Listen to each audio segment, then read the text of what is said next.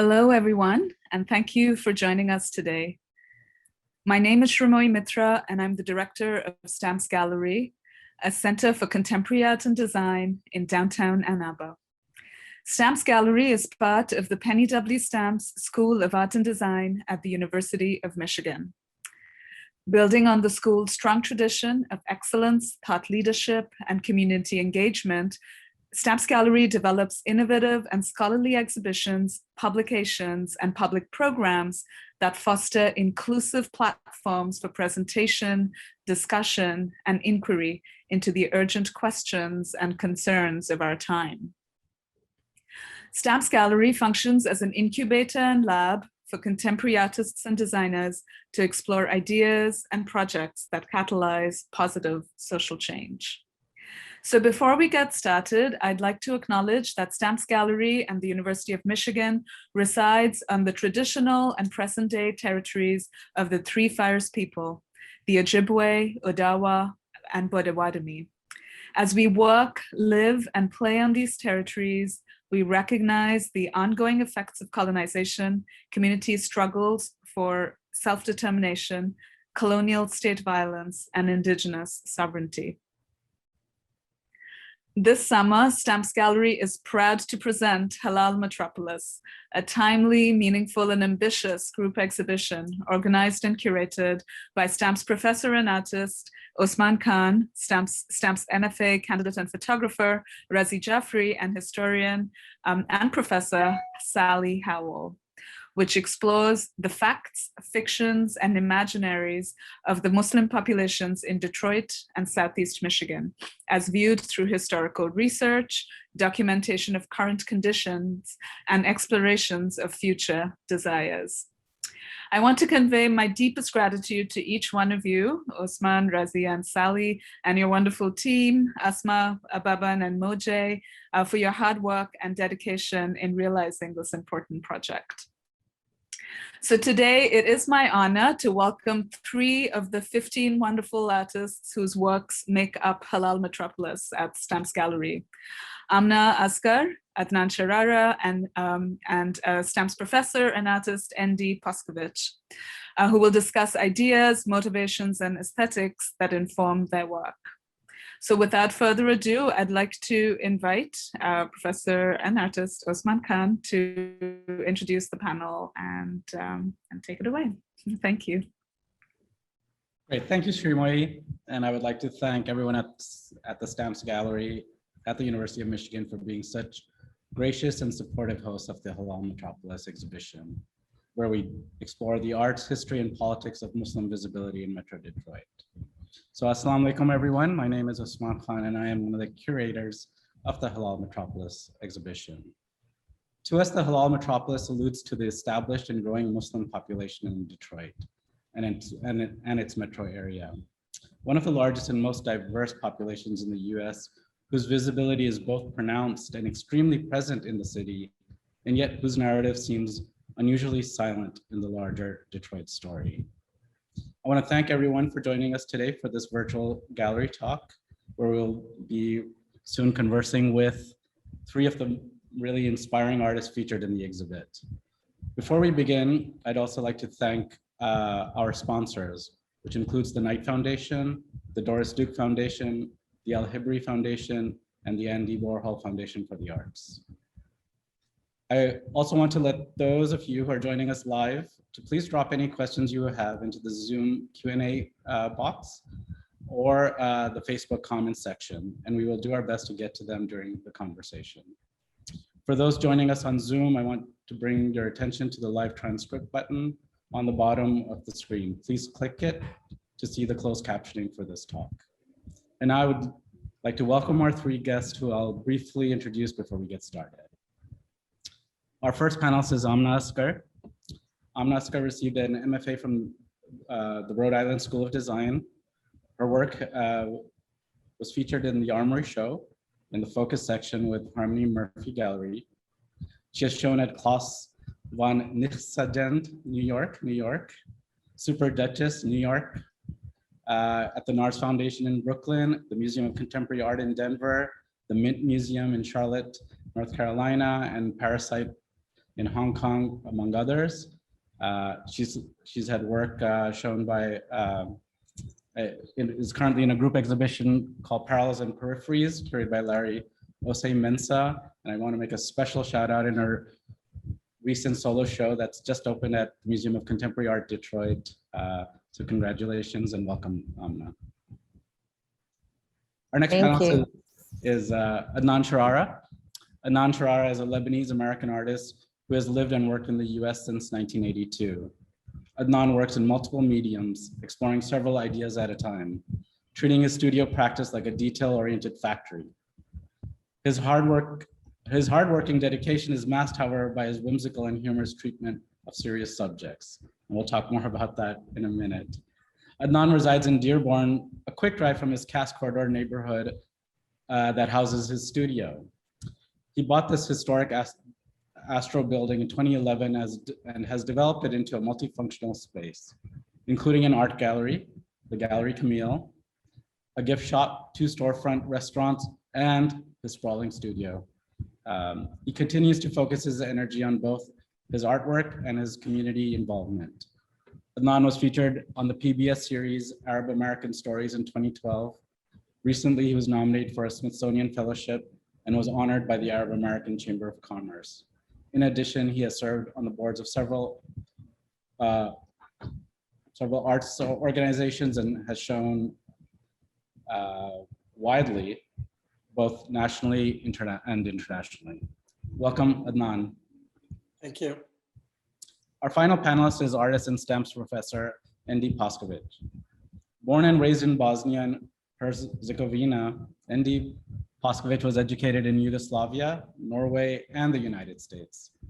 His works have been exhibited worldwide in numerous and important international biennales and triennials, and have brought him many notable awards and honors, including grants and fellowships from the John Simon Guggenheim Memorial Foundation, the United States Fulbright Commission, and the John D. Rockefeller Foundation, as well as the Pollock Krasner Foundation, the Norwegian government, the Carmargo Foundation, and the Ministry of Culture, the Flemish Ministry of Culture, among others. The list goes on. Museum collections include the Philadelphia Museum of Art, the Detroit Institute of Art, the Fogg Art Museum at Harvard University, Foundation Fernand Branca in France, and the Alive Jincheon Printmaking Museum in South Korea, again, among many others. He is also a professor of art at the University of Michigan's Penny W. Stamps School of Art and Design, and faculty affiliate to many other programs at the university. Welcome, Endi. Thank you. Hi. So I know I just gave that sort of boring CV, so I thought now we can switch it up a little bit, and maybe we could start with sort of asking what motivated you guys to really become artists and inspire your practice, and in particular, maybe you can also talk about the inspirations behind the works that are in the exhibit. Amna, maybe we can start with you. Yeah, sure. What sort of motivated becoming an artist? I mean, I feel like I feel like that's like a question that's still getting answered. I'm still trying to figure it out. But I think a lot of it came from doing something creative. Being creative was always something that I liked to do, and I thought I was good at it. It was a comfortable space for me, but also not, I didn't feel hooked to anything else. And so I had thought about, other careers that could be in the creative field, but when it came down to studio art, that's really, where it was for me. And I just feel like one thing led to the next. I feel like with a particularly fine art degree, there isn't necessarily like set ways that things are going to work out. There isn't like a sort of like, I don't know, like a ladder that you climb, that you have like sort of a path drawn out for you. So it is kind of sometimes like finding a part-time gig here, based on the people that you hang out with. You get shows that way. And so you kind of let it snowball into whatever it is now. For me, that's at least how it is. And then for what motivated the works in the show, I think it is the same relationship that I had to deciding whether I wanted to be in a creative field or not, was this idea of displacement. And the text works that are in the show had a lot to do with that for me. Anything that has Urdu or Arabic text in it is about this idea of not being able to relate to what is a foreign looking text, but also speaking the language and knowing how to read and write it. So that sort of intersection of the religious and the cultural is very interesting. Like I can read and write Arabic phonetically, I understand it, but I don't know what I'm saying. And then because I learned it in Sunday school, and then I speak Urdu fluently, but I don't know how to read or write it. So the pieces that are in the show, or any text pieces that I use, it's this idea of feeling like they could be religious works, religious things that I come across, and I don't want to put them on the floor. But really what you're looking at is like love stories and recipes and beauty regimens, celebrity news. The sources are from digest magazines. And then the landscape works are screenshots from Disney's Aladdin. And I removed all of the characters, all the figures, and had them printed on inkjet print on gessoed paper is what we're looking at there. So yeah. Great. Adnan, do you want to? Yep. What inspired me to be an artist is, well, I knew I wanted to be an artist since I feel I was born. Well, after, because language was a difficult thing to me, living in Sierra Leone, speaking like a little bit of Mindi and speaking Kirio and trying to speak Arabic. Arabic was kind of hard in my tongue. Then moving very young to Lebanon to be in boarding school. But I always felt very comfortable in drawing.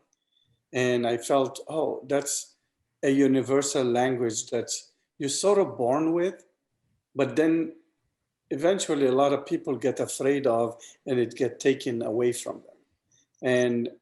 And to me, art was always a language that everybody can read and understand. So, and it came very easily for me. And as far what inspired me in the work, in the few of the series, in the exhibit at STEM school is, I always, when I came to the US, I never had any real form of art education. I mean, I came to study architecture and city planning, although architecture have artistic structure in it. I started to look at the Western art and trying to educate myself while I was going in college until September 11. When September 11 happened, I felt I was very Americanized. I felt, you know, I've been here long enough, but suddenly my identity was absolutely questioned and my religion was questioned and I felt it hijacked. So I felt, wow, I have this wealth of things that I never looked much to it. And you know, because I thought the other side somewhat have a much richer culture. And then I started to look like, who am I as an immigrant, or who any immigrant is? So I started to see how can I represent this and how I can work with that. And at the same time, I was collecting for the other series, all these 19th century photography of the Middle East and North Africa. And I didn't know what to do with it. And finally, I examining these pictures through and looking at it and seeing it from a Western lens that photographed it, I started to see a lot of issues with it. So, but anyway, we'll elaborate on that as the conversation goes. Okay, yeah, we'll come back to Andy, some of your thoughts. I can start with an anecdotal story. When my grandmother passed away, they took her shawl. She was very traditional religious woman, and so she, but also very spiky and quirky lady. I have this kind of foggy recollection of her, but they found a whole bunch of little drawings that she apparently hid in her shawl, and I was really, hearing that story that I did of her apparently when I was a little kid and when she took care of me. I suppose I always was doing little drawings. That was a way for me to understand the world around me. I grew up in Yugoslavia, which at the time was called Federative Socialist Republic of Yugoslavia. And throughout Yugoslav Federation, 6 republics, there were these public schools that fostered arts, music, and theater. And so I went to a primary music school, and then I went to like a middle and high school for art. And they're not really fancy schools. They were like state-sponsored schools. And the idea was that the society would train people to be culturally relevant through arts, music, theater, dance, as a way to in part celebrate diversity of the larger Yugoslav society. And in any case, that was for me kind of a way out and sort of way to find my own voice. So I went to elementary music school, and then I went to middle and high school for art. So I never really went to a conventional high school. And the most important experience that was transformative for me at the time, I wanted to be a punk rock musician, but somebody looped me into this orchestra to play traditional folkloric music of Yugoslavia. And we played all sorts of traditional dances. They were ethnically and of course religiously diverse. There were Muslim dances, Christian dances, Jewish dances, certain kind of mixtures and overlaps between those. And that experience really, really propelled me to look much deeper into the kind of fabric of life and how creative process, in fact, finds ways to overcome those conventional barriers. And that has persisted up until this very moment. To speak about the 2 works in the show, they indeed were inspired by that process of unpacking the conversations, how we have this kind of cumulative knowledge that for reasons that are complex and complicated seem to project certain hierarchies. And we begin to see the worlds through those hierarchies. So, for example, in art school, I studied primarily Western canonical tradition. French modernism, and kind of deconstructive approach through Frankfurt, school in the 1920s, 1930s. But I also began to notice that considerably larger world was ignored. And that kind of questioning began to unfold very early, even in my teenage years, and has persisted as a way to continue, for example, to unpack the world through understanding at least things, for example, through architectural traditions, like the impact of considerably larger world on larger cultural knowledge, language, dance, music, and so on and so forth. So the 2 works in the show, one is called, I'll just shorten them, Zoleha, and the other one is called Hajar, Sacrifice of Zoleha, and Promise to Hajar,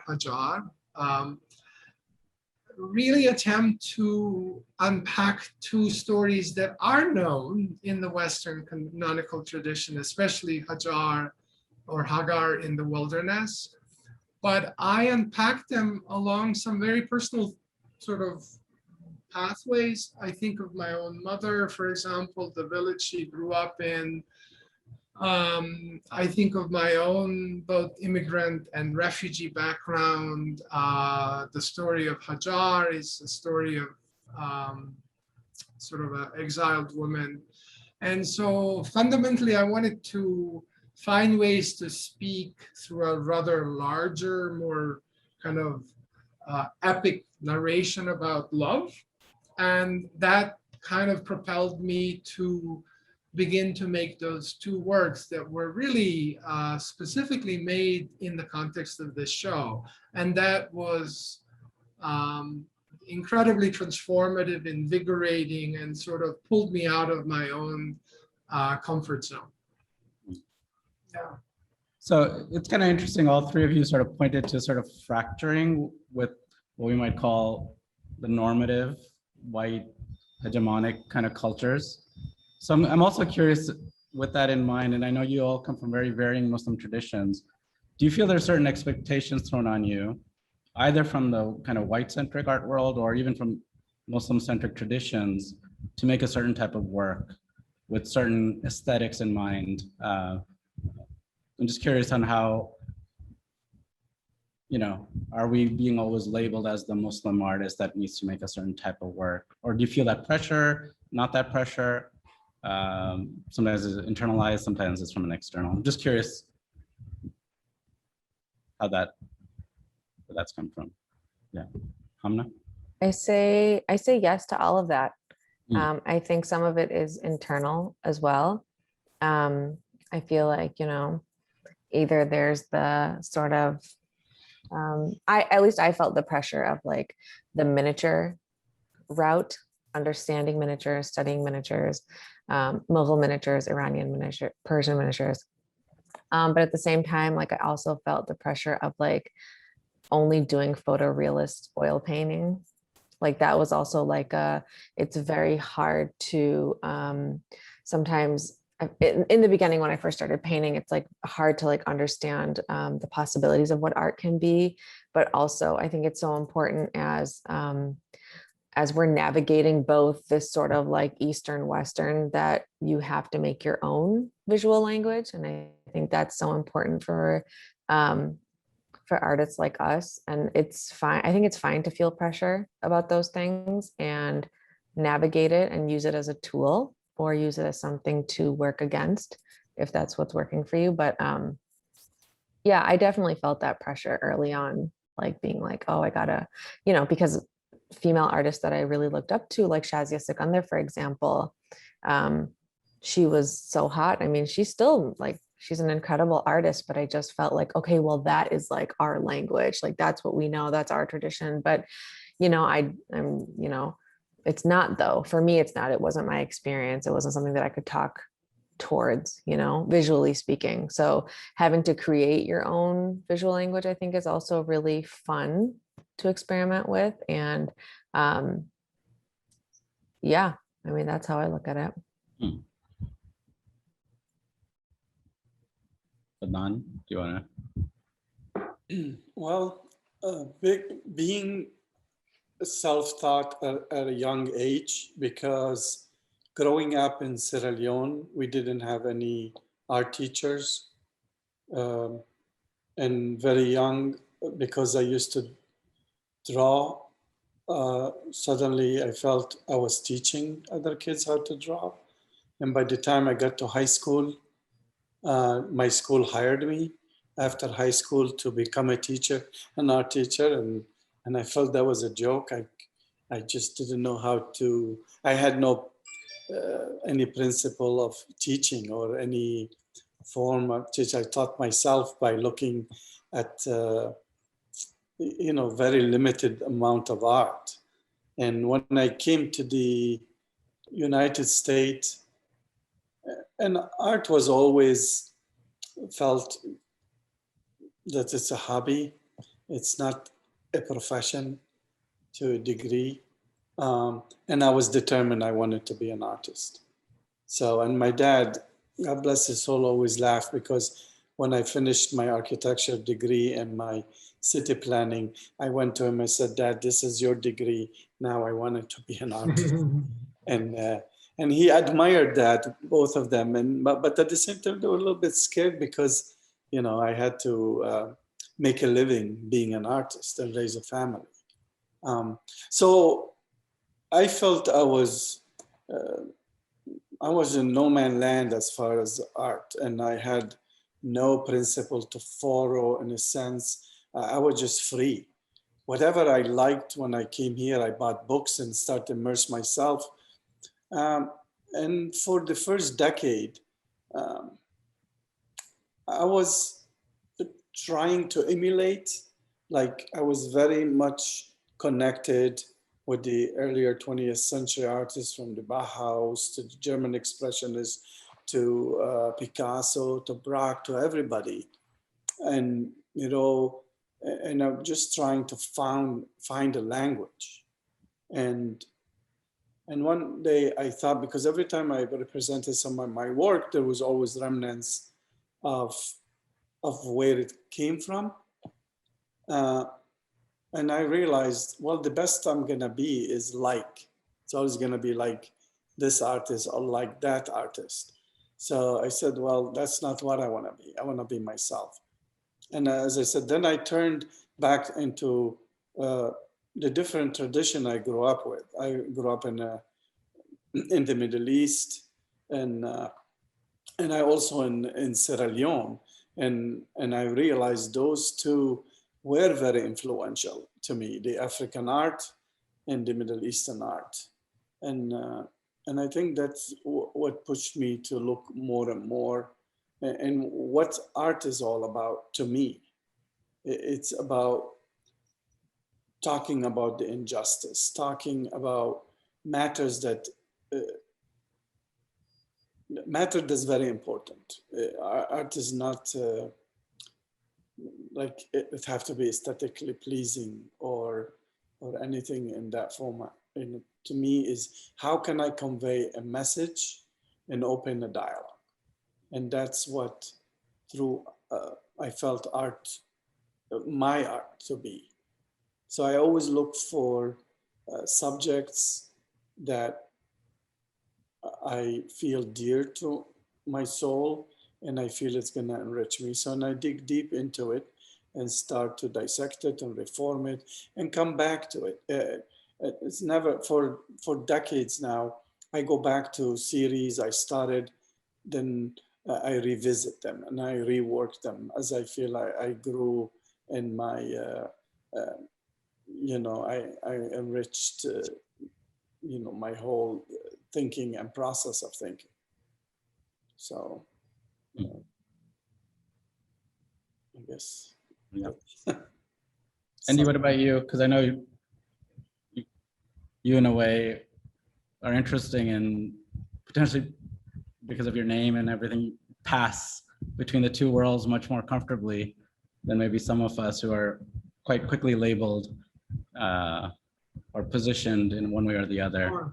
But, yeah. Well, I think you frame that context very very well, and I would also say it's something that I understood that from my early childhood, that growing up in a city like Sarajevo, where you really, on the way to elementary school, you would hear church bells on like literally one side of the street, and then a call to prayer as on the other side at the same time. And you would see people, you know, exiting homes that are more traditional versus more modern.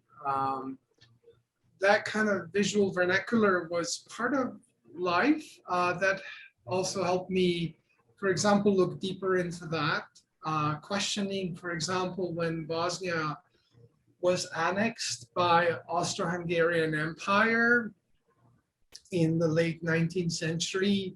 They, like the rest of the world at the time, were interested in that kind of idea of Orientalism and how to depict that. And so places like Bosnia, in particular Sarajevo, provided a fertile visual ground to sort of penetrate into that pictorial space, meaning the representation, literally, you know, by today's standards, 4-hour drive from Graz or 5 hours from Vienna. So that inherently was present there. I think in today's context, it's considerably more open and open-ended, and I think it's situated both within this kind of business of seeking to understand that more inclusively in a larger context, but also contextualized within this problematic context of the late 20th century, especially post September 11th world in which we now still and continue and will continue to live. So I have been, in fact, asking those questions and considering them, especially in the context of my visual work, because my work is inherently about storytelling. I try and attempt to construct visual narrations that pull from various traditions. So as a way to maybe expand this conversation with the two most recent works, I wanted to complicate this conversation by looking into another context, which is Japanese ukiyo-e tradition that has this long and somewhat obscure tradition of depicting erotic pictures like shunga. And I felt shunga in this context, if I am able to recontextualize it, points towards something that is of a far and distant east, thus Orient, but also as a way to play and sort of complicate the conversations that I wanted to say. So yeah, it's always present, and it's always a challenge, and I always see it as an opportunity to push conversations through visual language. So Andy, I want to, and sort of to all three of you, a common thread, and I want to pick up on this sort of Orientalism. It's a common thread in a lot of your work, but also a lot of art of the other artists' work. And it's sort of interesting. It's not only just as critique, but also a kind of adoption of that aesthetic. So we can almost see it as a kind of reappropriation, maybe a reclamation. Maybe it's a way to, by reclaiming it, it's a mode of empowerment over it. But are we also guilty of perpetuating it by constantly referring back to these images that we think as Orientalists, as othering? But in a post 9/11 world, we're actually quite actively showing how we're different. Something that's really amazing in the exhibition itself is looking at the historical, where the early Muslims are very kind of secular modernists. You know, they're dressing like the West, they look very Western, no one's wearing a hijab or really having long beards. And then there is something over time where a kind of identity politics has come into play. And I'm just kind of curious how Orientalism, one, our kind of reaction to it, and that othering by the other, by that side, and our own adoption of it. How does that play in your art, or how you guys are thinking about it? Because we're both, you know, critiquing it, but also using it. So I'm just curious in your own thoughts, where do you place it and how do you work through it?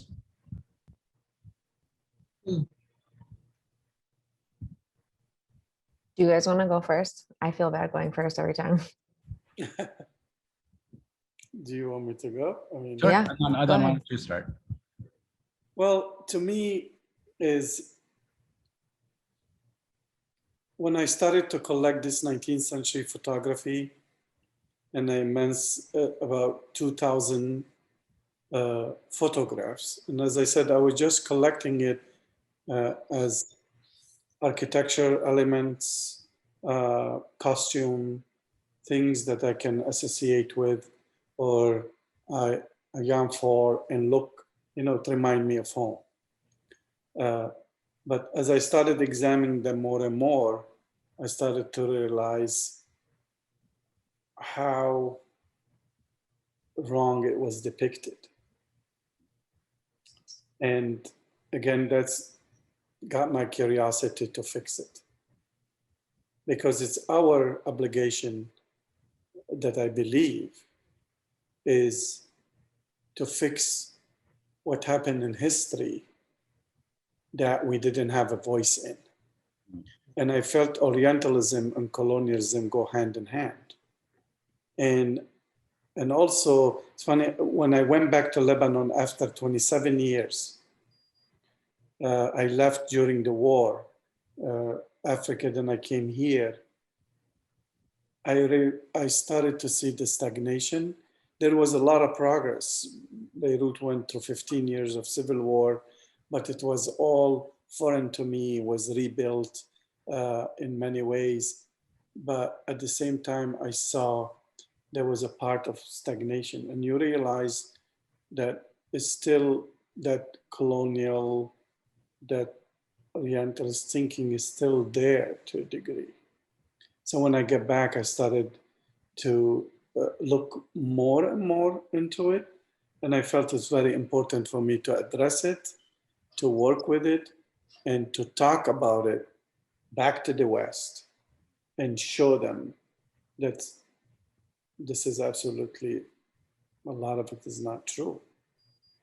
Although it becomes, there's this ghost that it was an idea and it became a reality, and yet it doesn't exist. But it exists in a lot of minds that shaped a lot of us. It shaped our mental thinking, shaped our fear. It shaped that the others is better, that we need to emulate it. We need to, because that makes us to be successful. So it have a lot of layers, and I'm still trying to peel those layers and look at the depth and how much it's really ingrained in us.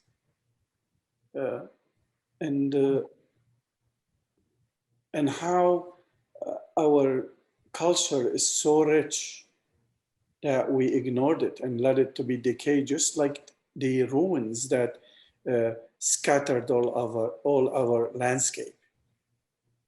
So it's very, very important and dear to me, and that's what I want to work more and more and understand it and bring it in a visual sense. I mean, Edward Said addressed it very well and eloquently in a literal sense, but I wanted to bring it in a visual sense, and that's what I'm trying to work on, because like the next level, it's gonna have.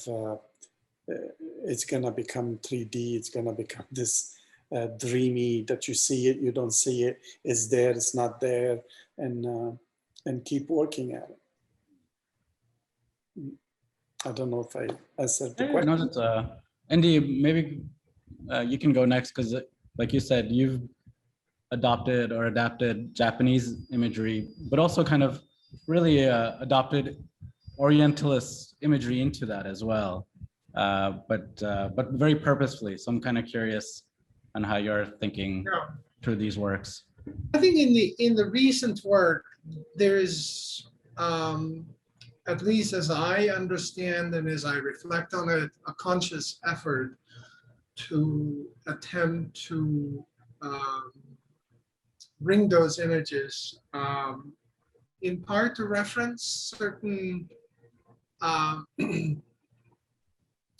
I would characterize them as canonical traditions, however wrong they may be, and there's, in my view, not so much of a right or wrong there, but there's something in the perception of them. So for example, if people look at certain work that borrows from Japanese tradition, as we see in the work of Mary Cassatt, American painter, printmaker who lived in Paris much of her career, they talked about that Japonisme kind of aesthetics that is woven in her work. But I would also argue it's a certain kind of aesthetics, and it's a certain kind of idea of visual space. You could take it further and talk about idea of grid in Western painting. And in particular, postmodernist tradition of a grid and sort of like minimalist grid, looking at Agnes Martin or Robert Ryman. But in fact, you find those aesthetics in a lot of Islamic art, whether it's calligraphy or books and so on and so forth, architecture. So I think those visual vernaculars are complex and complicated, to say the least, but they're also profoundly fascinating because they have evolved over the course of time and have penetrated into all sorts of social, cultural spheres. So I think when I would say a lot of people talk about those things, they are kind of pigeonholing them and putting them into certain kind of boxes. And I think they're, erroneously kind of engaging with those traditions. So I have consciously tried to feed off of that for all sorts of reasons. For example, the works that are in the show are consisting of panels, because that kind of production is the only one possible on that scale. So I had to break them into 5 panels or 4 panels. So that brings a certain kind of curtain into mind and a certain kind of space that serves both as an inquiry space, but also a barrier.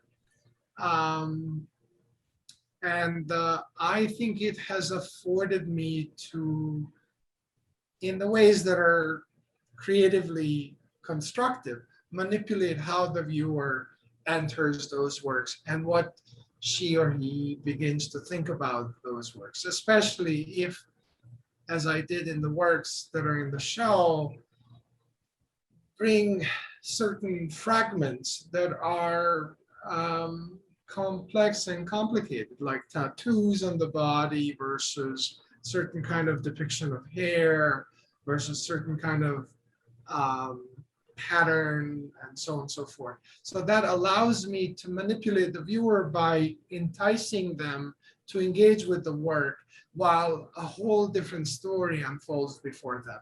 Once the work has a certain kind of meaning as prescribed through the name, like sacrifice of Zuleha and or Hajar in the wilderness, and the word like with the angel in the wilderness, it begins to make the viewer expect like, what is it now unfolding before me? And if they know remotely about those stories, they begin to wonder what it is that they know and don't. So I find this as an opportunity to sort of break away how the conversations are prescribed without necessarily breaking the rule of those conversations, which in my case is a visual language, visual images, and so on and so forth. So I consciously think of those things, but I also deliberately dance within those open spaces that seem at first to appear as barriers. And I like that opportunity because I think a lot can be embedded within that and a lot can be pushed without proclaiming that. So, yeah. And I'm not, I mean, in the work that's there, in a way you're doing it twofold. One, with these obviously Aladdin images, but you've removed something, right? So you've put a Yeah. transformation, but also with the Urdu text, which is our own traditional kind of from these magazines, but you've inserted English very carefully. No, those are there. Those were Oh, those were there. Okay, I those thought you were in the inserted those. original Digest magazines. Interesting. It was the only recognizable part for me. So Okay. I had initially thought that, those were like untranscribable, but they're not. Like you can say those words in Urdu, but I guess like when you're having a revved up conversation, you have that mix of Urdu and English. So that's Okay. what I think is Oh, that happening. was with interesting. Pages. I thought you had inserted those Yeah. as kind of breaking the foreignness of the text. But I'm curious, Yeah. in a way, they're both, on your thoughts on sort of Orientalists. Yeah. But I from mean, both sides in a way, going back. Yeah. Yeah. And just from what Adnan and Andy are saying as well, like I agree. And I like seeing how they're using that in their work as well. But like for me, so much of it had to do with consumption and consumption of imagery, especially because being a visual artist, like for me, it's just like if I could turn off all the other senses except for your brain and just visually look at something, what would be my starting point? And so the way Adnan talks about being a self-taught artist and like finding his own visual language that way, I think that that's the beautiful thing about art, is that it is in a way you make up your own education. And I found that experience to be with me for grad school. Like it was really like whatever I wanted to research is what the work was going to be about. Those were the conversations that we were going to be having. But in that way, like when I had kind of, started reading Edward Said, like, I was really blown away. And this idea of Orientalism and finally being able to put into words what the experience was, in a very like in a very academic fashion, in a very well-written, well-versed, like thoughtful way to talk about these things that I had experienced. And so my relationship to the things he talks about, like I started researching a lot of Napoleon's trip to Egypt and studying it like a science. And I know that's like from France to Egypt is actually a north-south relationship, but like having to think about it as an east and west and how I experienced it. And so for me, a lot of it does come out with cartoon. It comes out with Disney.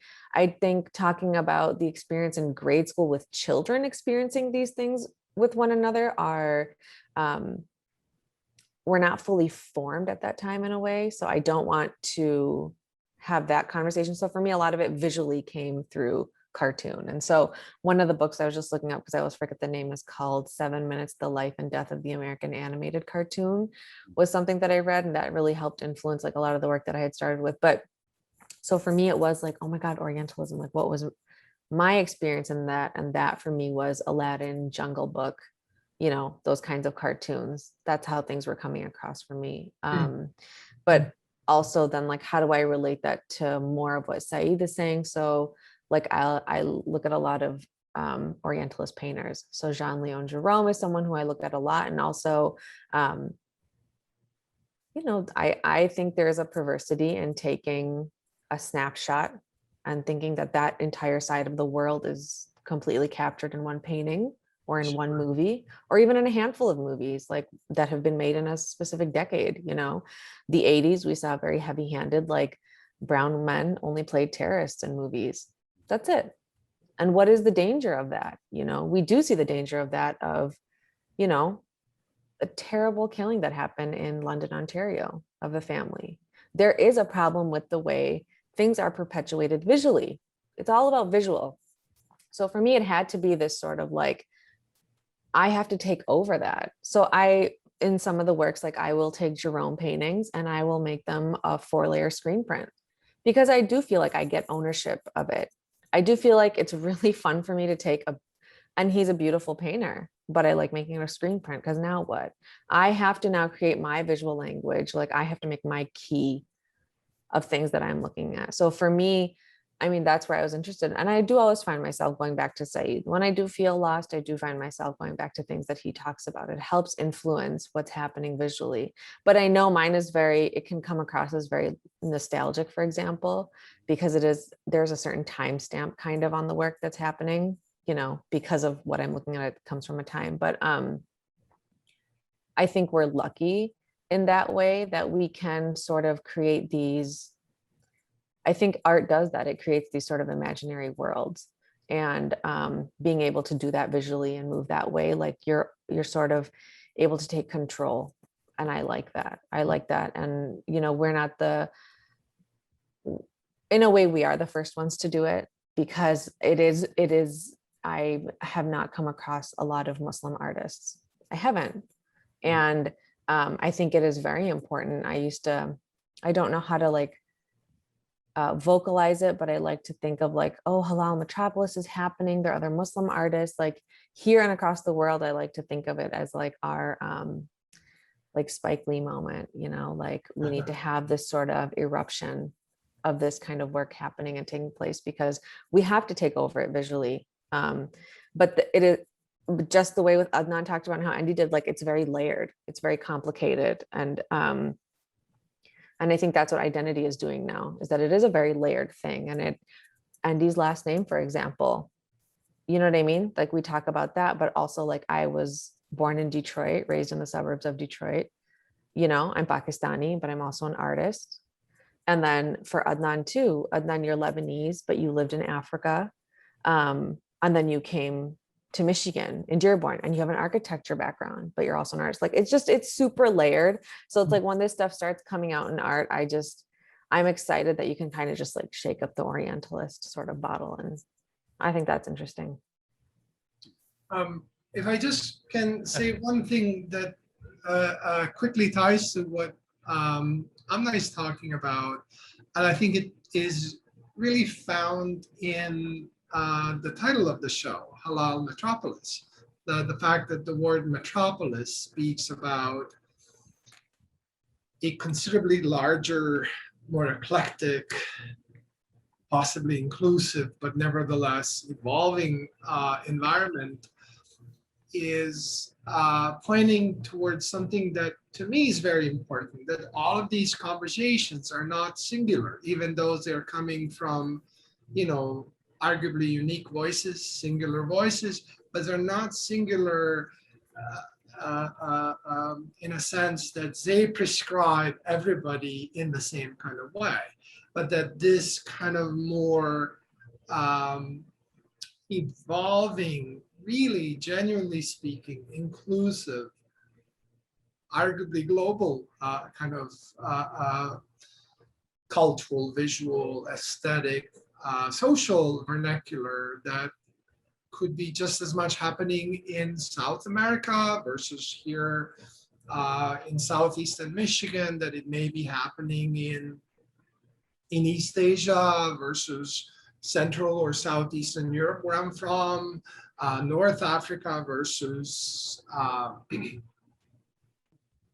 contemporary, larger metropolis areas from Istanbul all the way to Karachi. You can actually see so much more that is not just a kind of a singular identity. And I think of that as a very positive thing that is reflective of a considerably larger ecosystem in which we all now understand ourselves living in this world. And I find that, it sounds kind of sappy in a sense that it's a positive thing, but I think it's a constructive, like it affords people to be participatory and engage with considerably larger, more open spaces than before. And that's always a good thing. Yeah, and you even saw that. Oh, I'm sorry, Adnan, go ahead. No, go ahead. No, I was just saying, like in the slideshow too, like when we see the posters that are like sitting on the floor, like speaking of the Halal Metropolis, like the Muslim community, for example, has like our range of concerns, our range of posters of things that we want to talk about is so much bigger. There's Palestine, there's Yemen, there's Black Lives Matter. So I think that also speaks to what Andy's talking about too, is that there's just like such a wide range. So you can't just like snapshot, and for me, a lot of it does have to do visually speaking, just because of painting. But yeah, I hear you on that. Well, also I would like to add that is the Islamic art in general. It's sort of was shut down after the fall of the Ottoman Empire. And that's all what they represented in museums and in a lot of places. And through that whole progression of Muslim artists from all the, Islamic world, I think was somewhat neglected. Maybe not in the countries itself, but in outside, like it sort of like it didn't exist.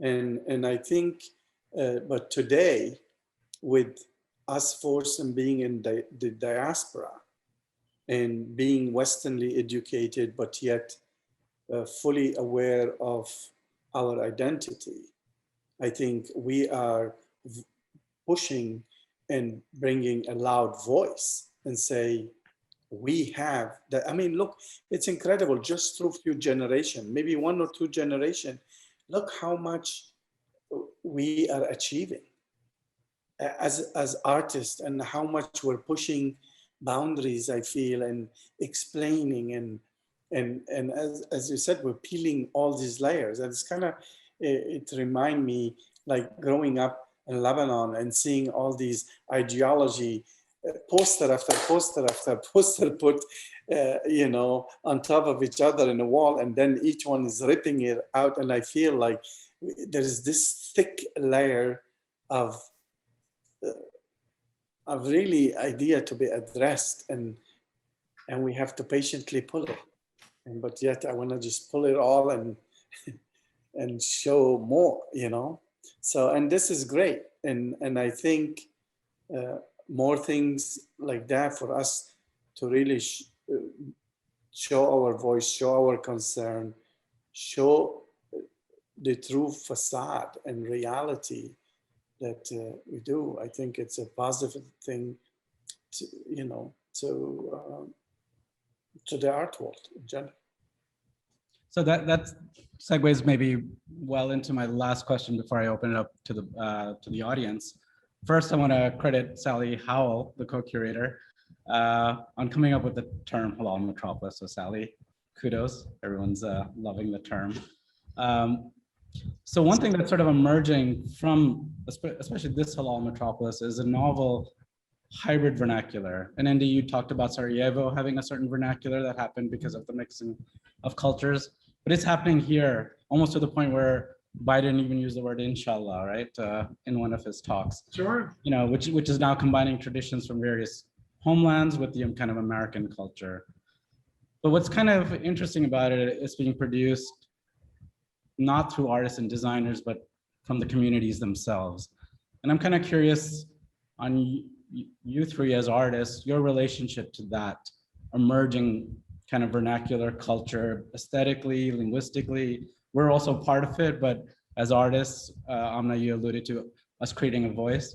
I often feel like there's another voice being created there, sometimes a step ahead of me even. So I'm just curious on that relationship of this new emerging, like I said, vernacular, which is both aesthetic, linguistic, in food, which really alludes to the Halal Metropolis, then our role, our specific role as artists, because I don't feel like I'm the one who's influencing it. I might be reacting to it, but I'm curious where you all, the three of you, feel you stand or to that relationship. Well, to me, I feel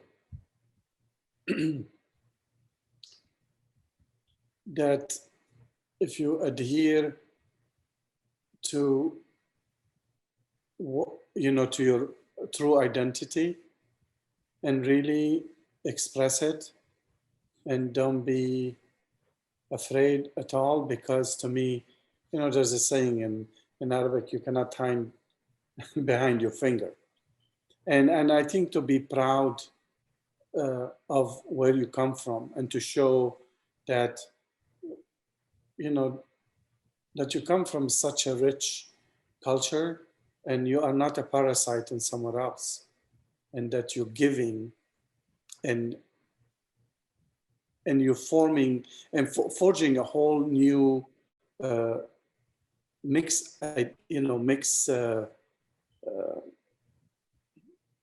how to say, like a new way that, I mean, to me, as being an immigrant here. Mhm. Go ahead. Oh, no, I was waving to Amna's daughter, sorry. Okay, And her. no, that's okay, you know. I can follow Adnan's reflection here. I think now that I think more and more of the title of the exhibition, how incredibly clear, but also open-ended it does feel and come across. To me, it does speak about great many entry points into conversation. I do feel in many ways fortunate that I grew up in a very culturally, especially religiously, and thus ethnically diverse environment where the common bridges were, well, first language that had a lot of adopted words that came from, well, Turkish, then Arabic, Persian, and so on and so forth, just as later on came from, German and other languages. But food, music is this kind of genetic tissue that really penetrates into a lot of cultural traditions. Philosophy or ethics, and as I have always, of course, diverted back to my own language, which is also, and for me, very importantly, visual language, I began to recognize that a lot of constructs that perhaps I have been sort of led to are at best constructs. They are not really the barriers nor obligations to follow them, so to speak. And with that in mind, I feel opportunities are everywhere, just as, of course, challenges that we wake up to on a day-to-day basis are. And as Amna speaks about the most recent tragedy in London, Ontario, we scratch our head and wonder, like, how could a 20-year-old be led to that particular dark space to make that kind of act? And as a father of a 19-year-old, I scratch my head and ask, like, how does one get to that place? At the same time, I also feel encouraged by, in part, the artists and participants and the colleagues in this exhibition, just as I do by so many other outlets where these conversations continue to reconfigure those constructs that there's really nothing really behind us, but rather that the opportunities are in front of us to continue those conversations. My history is different from Amna's and Adnan's and yours, Osman, but there's so many other things that connect us. And I find that to be very, important and positive thing. I was born in Yugoslavia, which no longer exists as a country. Now it's a different place that is continuing to struggle on so many different fronts. And it has its own set of urgent and long-term issues that I am acutely aware of. At the same time, I've lived here like, 2/3 of my life. And so I also feel an American, like this is the life I live. And so I like that things are complicated. Like I like that they're not, singular and prescribed. And with that in mind, I do like what the word halal stands for and what the word metropolis stands for, and how I can kind of bring them into this conversation. So I think that really propelled me, the exhibition, the project, to think considerably more openly. And I feel very grateful for that. For me, if I understand the question right, is talking about the Halal Metropolis, what is included in like art making spaces on outside of it? Is that what you're talking about? No, more because we allude to the Halal Metropolis as this region. Mm-hmm. We're calling this region a halal metropolis. Mm-hmm. And there's a lot of innovation happening despite artists or designers, right? Through entrepreneurship, through different other cultural happenings. Garages are turned into sort of social spaces. Christmas trees are kind of reformulated into crescent trees. All the food stuff that's going on. Kind of through kind of what we would call a vernacular, a new hybrid vernacular, which is entering the American consciousness. And I was just curious about our relationship to it. I'm both fascinated by it, feel I'm a part, or sometimes I'm not a part of it also, right? As an artist, we're always kind of maybe slightly part. I was just curious more about what you felt your relationship to this emerging vernacular was. It was more that, or do you reflect on it? Do you think about it? Yeah, I think it's exciting. But I also think time has something to do with that. Like, I don't think growing up here in Michigan, it was a big part of my childhood necessarily. Like, we were integrated into like Midwest lifestyle as a Pakistani family alongside other mostly Indian and Pakistani families. Like, the masjid was like the home base. Like, that's where everybody met up. Like, Ramadan was a big time. Like, there were certain things that like you all knew you were experiencing together. And I think like the change was happening, but there weren't necessarily ways to pinpoint it. But now when we talk about like the other spaces, things are happening. I feel like a lot of it does have to do with social media. Also, a lot of it has to do with like, it's 2021 now, like the political climate has a lot to do with it. I think how personal politics play into it, like how we are sort of interwoven now.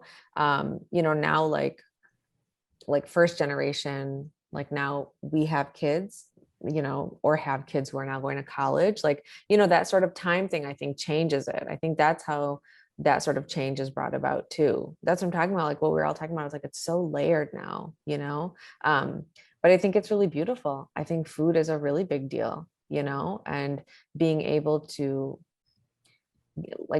find those places when I went to New York was really cool for me. And that was outside of Jackson Heights. You know what I mean? Those kinds of things. I think we're a part of it. I think people invested in culture are a part of it, but I also sometimes feel like being like a fine artist, you're also sometimes isolated from it because I don't know, sometimes I think like being a studio artist can be a selfish activity, and not in a bad way. I just think that it is. That's just how I feel, or how I've experienced it. But like it's cool like seeing that stuff happen. Like I have a lot of younger cousins who like, they're like, we never were like, I don't know, like in school, like groups were like different, you know what I mean? But like now, like everybody's so in each other's business and social media, like going to the same things. And I don't know, let's see how COVID throws a wrench into that game too. But it's fun to see. It's nice to know that the Halal Metropolis includes like art, but also non-art. Yeah. So I think that's like the cool thing too, because I think that opens a lot of doors for a lot of people, for a lot of the Muslim community, especially in Southeast Michigan. Art is not, yeah. Adnan, sorry. Yeah, well, what I wanted to add too, because as the community is growing, and as you said that there is this entrepreneurship, is we are, whether consciously or subconsciously, opening a lot of door of entry. People are entering it through food, or people are entering it to curiosity and knowing more, or that what's halal food. Halal is no different than kosher. and so on and so on.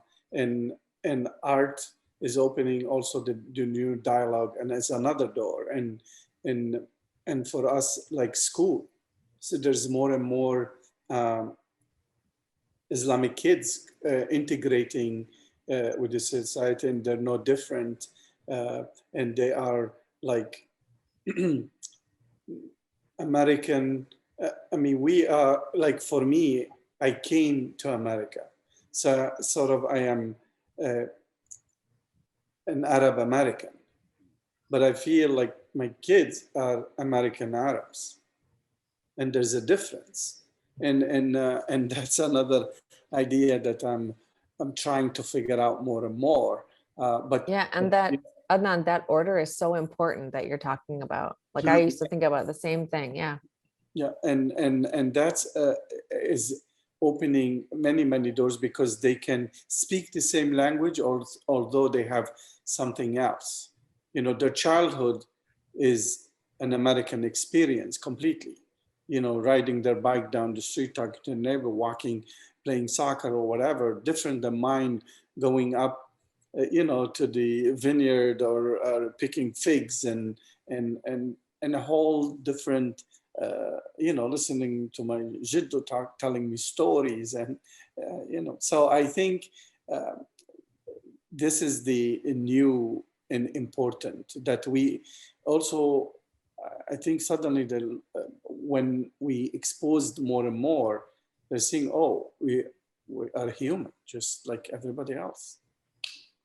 Osman, I will be very brief. As I'm listening to everybody, it occurred to me that in my native language, Bosnian, which is Old Slavic language, there are lots of adopted words coming from many languages, largely Turkish, Persian, Arabic words. And the word halal is used also to refer to forgiveness. So you would say, would you halal Osman? And you would say, yes, I halal Osman, meaning I forgive Osman. And so it's a kind of an interesting, you could argue, kind of state of mind, a kind of a vernacular and state of mind, that in a different culture, certain things begin to shape themselves into something that becomes an anomaly, but totally common. And I think we have always been there. Now I think that sensory experience is so much more heightened by both challenging but also positive things. You mentioned Biden almost said inshallah, but you do hear inshallah being said by people who don't really know what they are saying, but they're saying it. So I like that this is beautifully complex and complicated, and that's a positive thing. Well, I wanted to add a little bit on this, inshallah. It's funny when my kids were growing, and they said, Dad, can we go to Disney? Say inshallah. Everything inshallah, but they took it in an idea. Is inshallah mean you're not gonna do it? But she said, but then I tried to explain to them, no, inshallah is because by the grace of God, because it's beyond my control. I want to do it. I have all the intention to do it, so it's all falls under how you interpret it. I could keep talking, but I think I'll take some questions from our audience, and I'll combine them just because of time. So from Srimoyi, the following question. Can each of you discuss how you negotiate the Western gaze in your work as it relates to the body in each of your works at Halal Metropolis? What role does the body, in its presence or absence, play in unpacking the layers of this fraught space? And then I'll add another question from the audience. Art often addresses taboo topics. Do you feel like you've experimented with this, and what was the community's reaction, especially when we think about the body in Islam? So maybe those two, if anyone wants to sort of address some of those two questions. I think the whole oh, sorry, Andy. Sorry. No, I just said those are very good questions. I think they're very good questions. Yeah. Yeah. I think that it's hard not to, like myself, not to see the work through the Western eye. It's really hard to not do that. So I think that I make work first for myself. So I don't know who's coming to see it and what their experiences as they come to the work. And I think it's okay. I'm sorry to make it such a like a dichotomy of the East and the West, like, but since that's like the conversation that we're in. And then with taboo, that's a very short answer, but and then the taboo topics, I think, yeah, I mean, like, we've had to paint the nude figure in school, and the community doesn't know, like, no one's checking up on my work, like nobody. I mean, if anything, this is like the first show at the MOCAD where people are, interested, and it's all through social media. So I think that it can, like, just art in general can really open your mind up to anything that you want it to open your mind up to. So for me, yes, I will find myself like researching topics in Islam, researching specific ayahs in the Quran if I want to get information, but sometimes it's for art and sometimes it's completely just for myself. So it sometimes it's there, sometimes it's not, but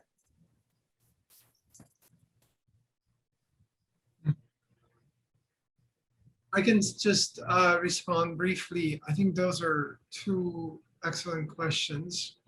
I have carefully considered them as I was making those two works. Given the nature of the making of those works, which takes years, carving and all of that stuff, I was aware that once I sailed with that ship, those two considerations as questioned by the audience, the Western gaze and then the depiction of body, especially in my case, the female body, are going to be very prominently situated within that conversation. And I can give another piece of information. I have not actually depicted body in my work since I remember. I studied at academy, I went to art school. We depicted, human figure throughout education, all those 11 years. But once I got out, I was swept by modernist tradition, grid, abstraction, and I kind of couldn't wait to run away from that. And from the body. And now, for the first time in my adult life, I actually depicted or attempted to depict body. And it came to me as a great surprise. This is the very first show where those pieces are shown together. Zuleha was shown in Canada in a show that just came down, and the museum acquired the work. So there was a positive sign. Hajar will be shown in Poland at the end of this month. So that's a positive sign. Like I'm kind of thinking that I understood that those conversations are going to be very complex and complicated, but also gave me agency to sort of face whatever is coming, and good or bad and all the things in the middle. And I'm excited about that. Well, I feel since I was educated here in the West, my thinking and obligation is, I have two parts that infuse together, whether a Western thinking or Eastern thinking.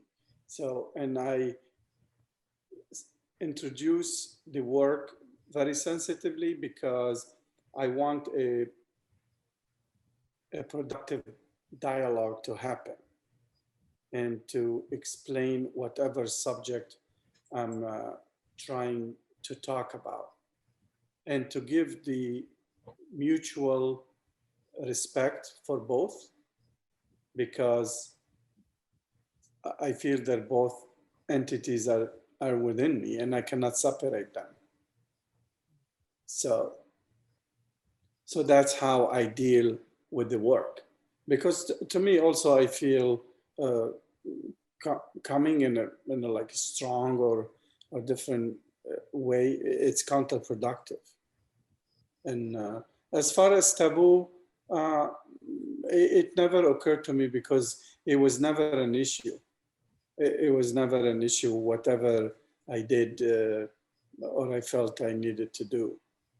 I mean, depicting figures, well, my figures have been always distorted to the point where you might not, it doesn't feel, but sometimes when I integrate realistic figures into the work, I don't even think about it or feel it's ever an issue, because even if you looked at some of the early Islamic work, the bodies were depicted. Yes, maybe it was flatter, but even sexuality been. You can see it in Iranian work. It's very clear, and I feel it's actually sexuality and things like that. It is much more talked about in Islam than actually the West. I remember, when I became a young adult, my mom sat down and talked to me all about the birds and the bees very clearly, and told me how it's important to respect a woman and what's her role. And remember, you have a mother, you have a sister, and how you have to treat her. And those are all Islamic values. And so, again, I don't see any issues with any of those. I think we're coming close to the end, so maybe I'll just combine a few questions and you feel open to address whichever you want, or just have closing remarks. So a few more questions. This one's from Moj. Is it difficult to focus on art when there's so much pain in the world, especially pain in our community, or is art a medium for processing pain? Do you think, how has art taught you about yourself? Does art help us understand Islam? Do you think social media changed art?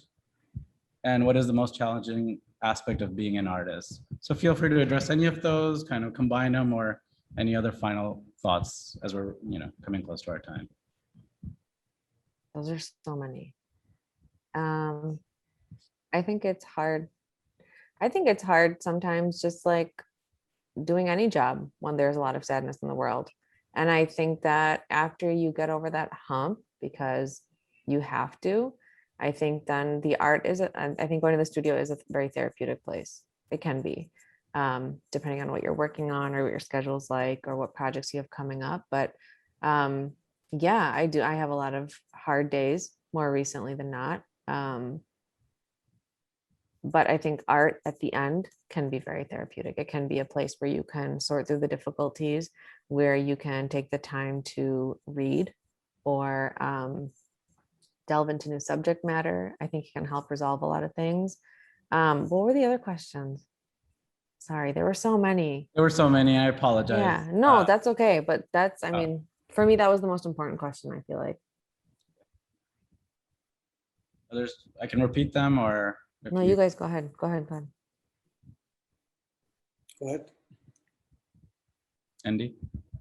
Well, I'll go with the question how to engage with one's work as an artist, practitioner, when there's so much hardship and struggle in the world.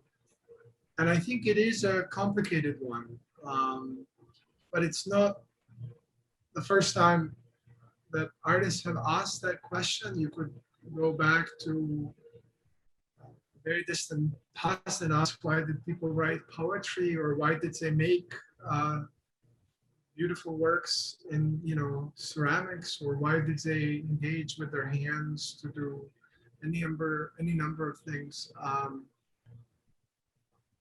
I do believe that there is that element that Amna talks about, therapeutic kind of component.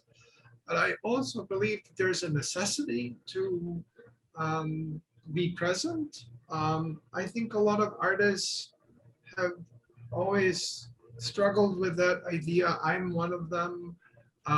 How to find a tangible reflection that corresponds with an urgent event. I learned that the hard way when I was living here in the United States, when war was going on in Bosnia. Like there was a kind of an impulse, like, what do I do? Do I make work about this? How do I engage communities through work? And I don't think I have come to have a good answer about that, but I do believe that our effort, creative process, cultural work, community work speaks lengths, and I think help people overcome those barriers. And I think there's a tremendous value in that. So yeah, I think it's an important window through which to understand how to ask questions about life and the world. Well, I think the first question about, when there's so much hardship in the world and how can we do art? I feel, that's part of art, because we are so sensitive as artists for the issues around us, and to address those issues, we work with these issues, with the hardship. And, also you can remember, it is simple every time you said you're an artist and they said you're a starving artist. So there's hardship in art in general. It's a taboo that all artists have to be starving. So I think art is very important. Art to me is the documentation of time in the world. Without art, we would have never known a lot of civilization that disappeared. And so to me, I feel grateful that I have this gift, and I feel I live it, I breathe it, I eat it, and that's all what I know I can do, and be true to what I do. So just as the conversation was getting warm and getting livelier and livelier, our time has ended. So Andy, Adnan, Amna, thank you so much. And I want to thank again our panelists for joining us today and contributing to such a stimulating conversation. For those who joined us live, thank you, and thank you for all your questions. I'm sorry we weren't able to get to all of them, but keep coming to these events and joining the community. These videos are recorded and will be uploaded to Facebook and YouTube, so please check them out if you couldn't stay for the duration of the event. We are thrilled to announce that the exhibition is up at the Stamps Gallery in Ann Arbor, so check our website at halalmetropolis.org or the Stamps website, or our various social media platforms to learn about the hours and accessibility. We also look forward to having you join us for next week's Mouthwatering Gallery Talk on June 17, when culinary champions chefs Omar Anani, Warda Bugetaya, and Mamba Hamisi will sit down with Halal Metropolis curator Sally Howell to discuss their motivations and roles as innovators in the Detroit food scene. So thank you again for joining us. Follow us on social media to know when the next event is going live. Wishing you all safety and health. Thank you. Thank you. Thanks, everyone. Thank you. you.